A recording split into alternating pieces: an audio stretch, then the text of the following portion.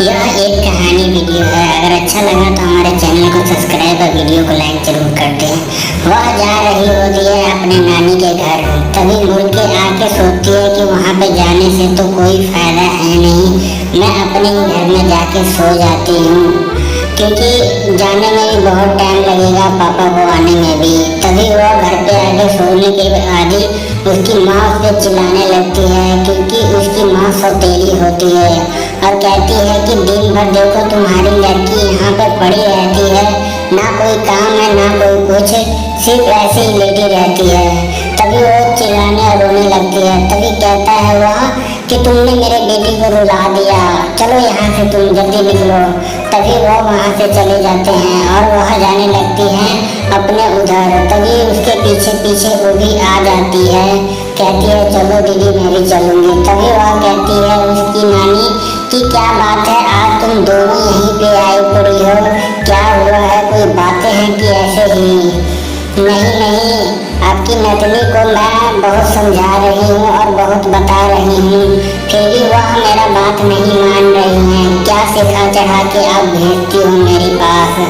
मैं तो कभी ऐसा कुछ उसको नहीं सिखाई हूँ और न चढ़ाई हूँ, तुम लोग के अंदर का ही है। तब वो ऐसे किस लिए करती है? पहले तो ऐसे नहीं थी। मैं तो इसकी मोहल्ले की हूँ, ये लोग इतना लड़ाई झगड़ा शोर शराबा करते हैं कि हम लोग को रहना मुश्किल हो जाता है। आप अपने नतनी को समझा लीजिएगा, बाद में ये ना हो। देखो तुम दोनों यहाँ से चले जाओ, नहीं तो वरना ठीक नहीं होगा, क्योंकि यहाँ पे मेरी भी कुछ इज्जत है जो तुम लोग अपने घर में से निकाल के छोड़ दिए थे।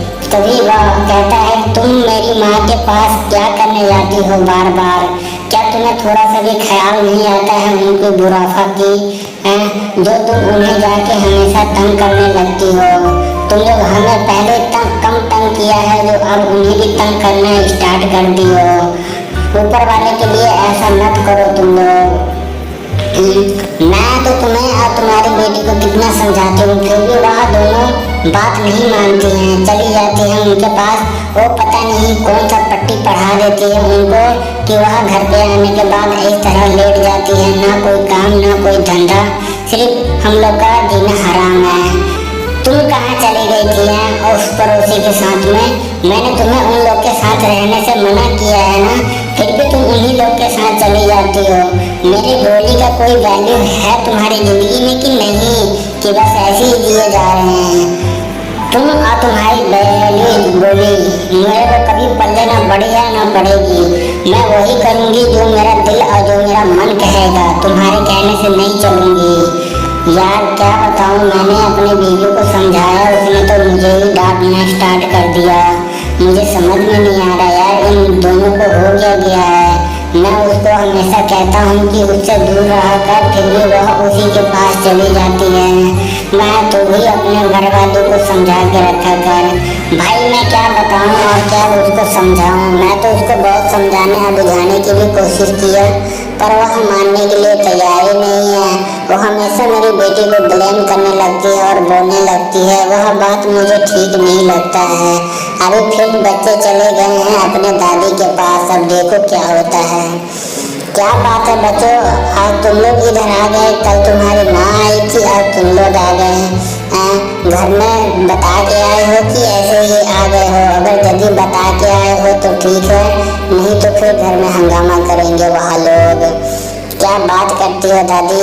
आपको लगता है कि अगर हम बता के आते तो हमें आने दिया जाता? आपको लगता है ऐसे ये लोग होने देते ऐसा? पर हम लोग तो ऐसे ही आ गए हैं, क्योंकि आपसे मिले हुए भी बहुत दिन हो गया था दादी। चलो कोई बात नहीं, और सब सुनाइए। देखो पोती, मिले हुए तो मुझे भी तुम लोग को बहुत अरसा हो गया था, पर मैं क्या करती, मेरे पास तो उतना ये भी नहीं है। दादी कोई बात नहीं, हम लोग ही आ जाया करेंगे। देखो ना, बहन भी तुम्हारे लिए कुछ लाने वाली थी, पर उसका पैसा खत्म हो गया। हाँ नानी, मैं क्या बताऊँ आपको, मैं बहुत परेशान रहती थी। मैं हमेशा इन लोगों को कहती थी कि यदि तुम लोग जाओ तो वहाँ पे तो मुझे भी लेके चलना, तुम्हारी नानी दादी दोनों से मिल लिया जाएगा, ताकि हमारा भी मन हल्का हो जाएगा। कोई बात नहीं बच्चों, तुम लोग तो मेरे बच्चों की तरह हो। तुम लोग जब मिलने का मन करे जब आ जाया करो। तुम्हारे लिए तो हमारा दरवाज़ा हमेशा खुला हुआ है, किसी चीज़ की ये नहीं है। देख भाई, माँ तो वहीं पे बैठी हुई है, चल के हम बात कर लेते हैं, इसी में हम लोग की भलाई रहेगी। क्योंकि हमें भी बात की हुए है बहुत दिन हो गया है, हम लोग तो अपने घरवाली की वजह से इस तरह कर रहे हैं, आगे पता नहीं। भाई यार, मिले और बात करे हुए तो मुझे भी बहुत दिन हो गया है, पर मैं क्या करूं, मैं जानता ही है उनका गुस्सा कैसा रहता है। ऐसा करना भाई, पहले जाकर तू बात कर, उसके बाद देख अगर उनका मिजाज ठीक रहा तो मुझे भी बुला लेना तू, ठीक है? अब देख जाके क्या होता है, क्योंकि मुझे तो डर लग रहा है। तभी वह चला जाता है वो अपने माँ के पास, और जाते ही कहता है, माँ तुम रो किस ले रही हो? हम आपको कुछ बोलने नहीं, सिर्फ बात करने के लिए आए हैं, क्योंकि आपसे मिले और बात किए हुए बहुत दिन बीत चुके थे। बेटा मैं क्या बताऊं, तुम दोनों को एक साथ देख के मुझे बहुत खुशी हो रही है। ये आंसू मेरे दुखी के नहीं, खुशी के हैं। पर मैं क्या बताऊं, तुम्हारी ये घर वाली आती है ना तो बहुत मुझे बुरा भला कह के जाती है, फिर भी मैं चुप कर जाती हूँ। पर ये है, जब तुम्हारे बच्चे आते हैं तो मेरा दिल खुश हो जाता है। कितने प्यारे बच्चे हैं तुम लोगों के। भाई आजा, माँ तुझे भी बुला रही है, तू क्या वहीं पे खड़ा होकर सब कुछ सुनेगा? आके तू भी बात कर ले। तभी वह भी आने लगता है और आते ही कहता है कि काश मैं तुम लोग को ऐसे ही देखती रहती या तुम मेरे पास होते, मैं कभी तुम लोग को अपनी नज़र से दूर ना जाने देती और ना कभी जाते तुम लोग। पर क्या करें, शादी ही तुम लोग की मेरे को लगता है हमने गलत घर में कर दिया। चलो कोई बात नहीं बेटा, सबका अपना अपना नसीब होता है, तुम किसी चीज़ का टेंशन मत लो। माँ क्या बताएं, बच्चे जब मिलते हैं हम लोग से और आपके बारे में सुनाते हैं तो खुशी तो हमें भी होती है, पर एक चीज़ की दुखी हमेशा रहती है कि काश हम भी अपनी माँ से मिल रहे होते और बात कर रहे होते। इसलिए आज आए हैं माँ आपको लेने के लिए और आप हम लोग के साथ चले।